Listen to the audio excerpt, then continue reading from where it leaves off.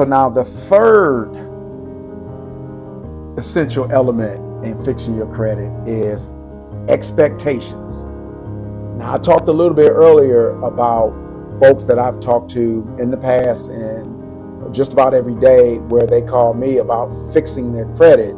But for them, that came with certain expectations like relieve me of my debt, because there's a lot of credit repair folks out there who say, I'm going to get rid of your debt.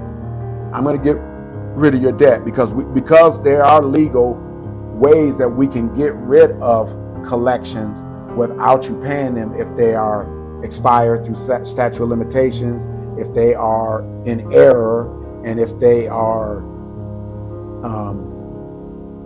basically, I'll say, illegal to report on your credit.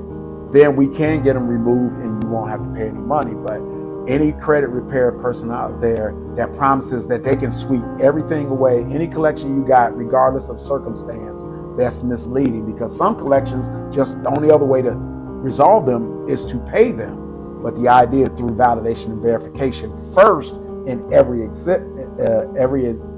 instance guarantees that you pay for what you really owe, your real debt, and that you pay no more than you're supposed to, and that you pay the right people.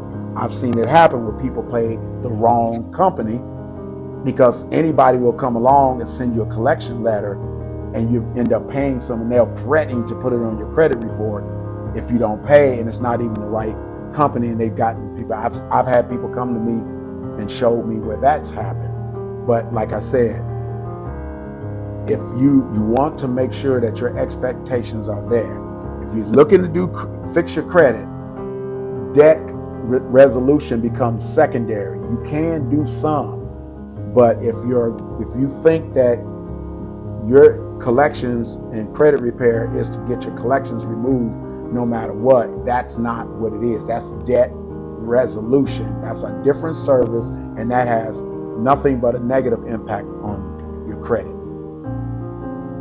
And so let me talk to you about some of my past mistakes and missteps with folks in terms of expectations. Again, usually they have that conversation and those people. But early in my career at doing credit repair, I basically tried to help everybody. And there were times where I knew going in that I would do my standard process. I would make sure and validate and verify. And then we go through that steps, like I just said. And then at the end of the day, anything that can't be removed, have the conversation about that. But I didn't do a good job, even when that person still indicated that their expectation was that I wipe everything away. That's the only thing they were expecting when they paid me. And that I obviously, with that misunderstanding, there is no way I could satisfy that customer. Even though I helped them with their credit, I got rid of some things, I got their credit up. Their expectation was that I should be able to remove all of that, because that was their understanding or misunderstanding of how credit repair is supposed to work. So have I satisfied every person that hired me? No, but most of the ones who haven't, they usually quit before the process is over, because they're concerned about the mounting cost of paying me. And so they say they want to quit while they're ahead. Some of them think, oh, well, I can just take that money and pay off the debt, which they got a point, they could. But but if you're gonna do that, like I said before, do the research so that you know when you do it, you'll get the most bang for your buck. So in terms of correctly paying off collections so that you get the credit benefits, right? So enough about that. So in expectations, the first thing is obviously your goals. What is your goal? Are you trying to improve your credit, or are you trying to wipe away debt? And when I say wipe away debt, obviously we want negative information removed. But when you say if you think of wipe away debt, I mean getting rid of debt with the understanding that it's going to be wiped away through the credit repair process, like I mentioned before. Because essentially it goes like this. If your priority is debt relief, your credit will suffer. There's no doubt about that. If your priority is debt relief, that means through debt dispute, where someone's going to force your creditors to negotiate for your debt. Part of their process, like I mentioned earlier, is always going to be go into default first, so to put pressure on your creditor. That's going to make your credit worse. Even if they were going to try to do it in a gentler way, if you end up negotiating settlements, that's going to end up being on your credit, because they're going to report that account was closed and balance was paid less than the full amount, which is essentially negative data points. Again, won't help your credit. Now, if you can get them to agree to a discounted settlement and they still remove it, then there's nothing that it won't be there to report. But that's a big if, because a lot of creditors don't like to remove collections that were paid, that were reduced. A lot of them will, some of them won't. But that's work, that's time, energy you got to do.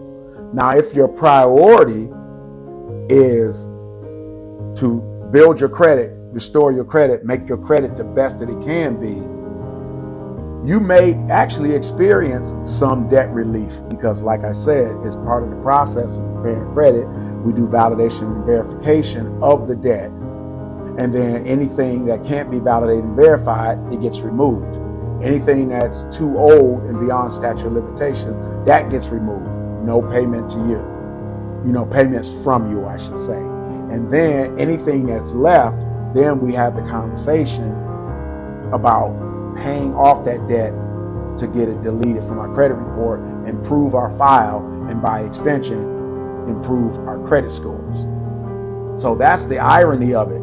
If you prioritize debt relief first, you're gonna kill your credit, and then you'd have to go and fix it afterwards. But if you prioritize credit repair, you'll do some gentle debt relief in the process. So I feel that that's a win-win. So that's the better route to go. But understand that in this, debt relief and credit repair are not the same thing. But if you prioritize debt relief, the credit is going to suffer. If you prioritize credit restoration, you will get some debt relief in the process. Next piece of expectations is time frames. Having a realistic time frame and a realistic expectation based on the true and real credit repair process. Taking into account the Fair Credit Reporting Act allowable response periods for the credit bureaus, your actual creditors, the third-party collection agencies, and anyone else who reports your information. So remember, you send out a request, they get 30 days from when they receive your request. Now, if you do it online electronically, which it's okay, but it's better to do it by mail, because that's kind of part of that pressure that you want to put on the credit bureaus in terms of investigating things. When you got it in writing, they can't ignore it. Sometimes I found that when people get electronic requests sent in to them, they get a speedy so-called investigation that can't possibly be real in terms of turnaround time. But that's debatable for some people. But just remember, having a realistic time frame is when you know and understand those turn time allowable periods, and that that's you have to factor that in there. And then once you do make changes, then the court, credit monitoring shows updates and things like that. But when you go to actually apply for credit, they're not using credit monitoring. They're going to do an actual static credit pool, credit report pool, which generally is information that is 30 days in the arrears. So you pull a report today, the information on it is going to be from December 12th, because December is 31 days. So it's always 30 days behind. So keep that in mind when you're setting that expectation. Again, referring back to patience and persistence, you want to have a realistic time frame. And then understanding that your results are going to be based on the amount of time and energy that you put into your efforts plus the level of skill that you have in terms of talking to people, in terms of knowing the credit repair process. But again, getting the skill, you can research that. You just got to find a reliable source to guide you in the right direction. But the results that you're going to get is going to be based largely on the time, energy, and the skill that you spend in pursuit of repairing your credit. If you're hiring someone, your results are going to be based on the time, energy, and skills that your credit repair specialist has. So still a factor nonetheless. So talk about time. Either way, it's going to be days, weeks, and months of the process.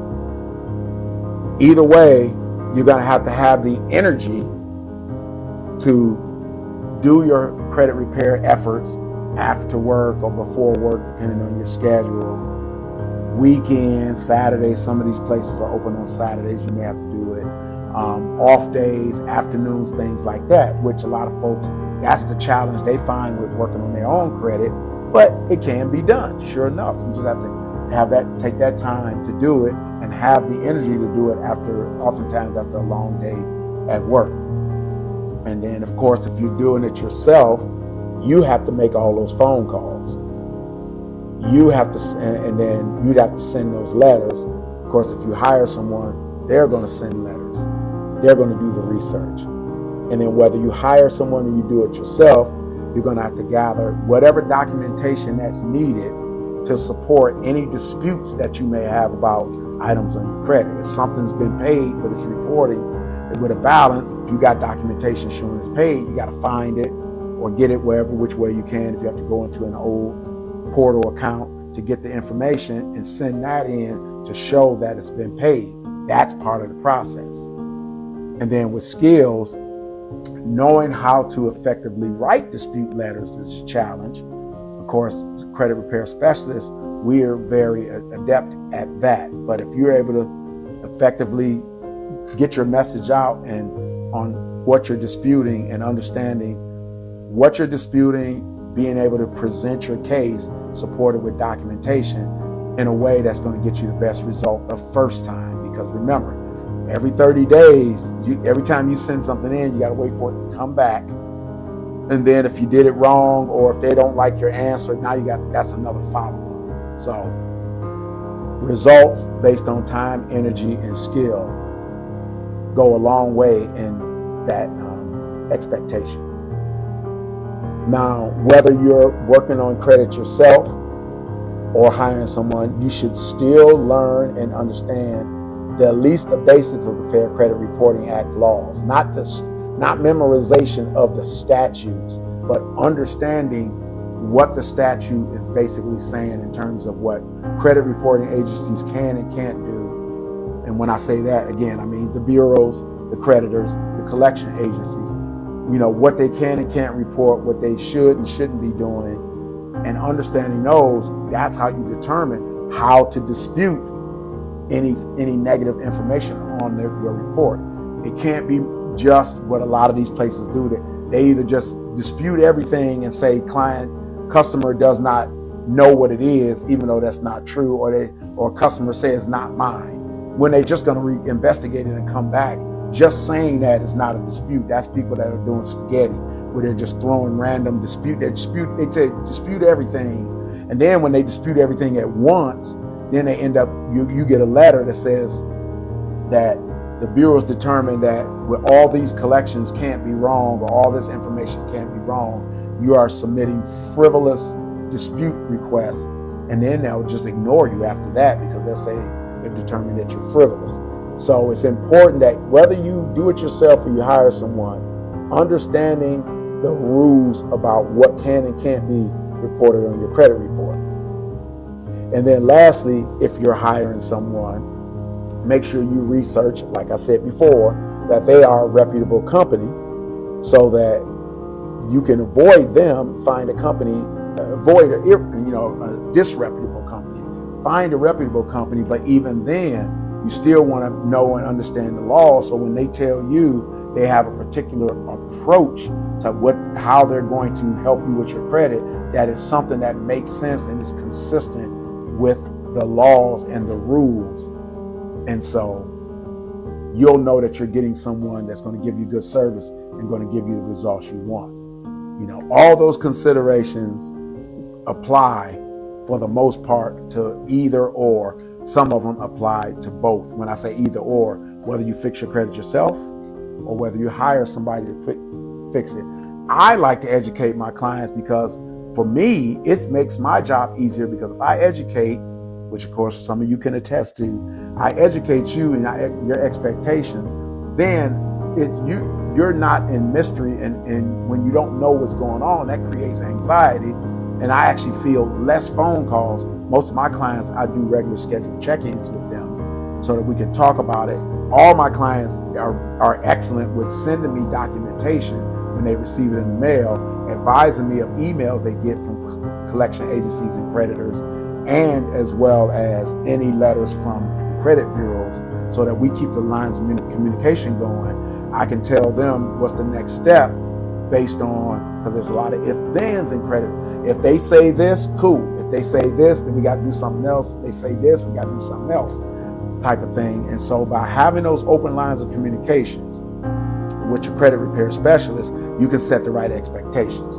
Understanding the credit repair process and what should happen next is how you set your expectations when you're working on your credit yourself.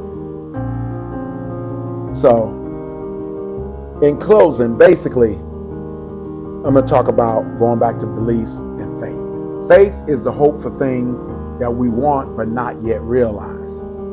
What a lot of people don't understand is, may not know, is that there's more than one kind of faith. And this is according to the Bible. There are several types of faith. I'm going to talk about two faiths real quick. There's dead faith, and that's faith, and then there's dynamic faith. Dead faith is faith that you hold in your head, but not in your heart. So you kind of trying to convince yourself to believe it, but you don't really feel it. You don't feel it in your bones. You don't feel it. And typically, that type of faith, dead faith, will not lead and spur you to action. And of course, anyone who's out there is familiar with the Bible. The Bible says faith without works is dead. And that's what they're referring to as dead faith.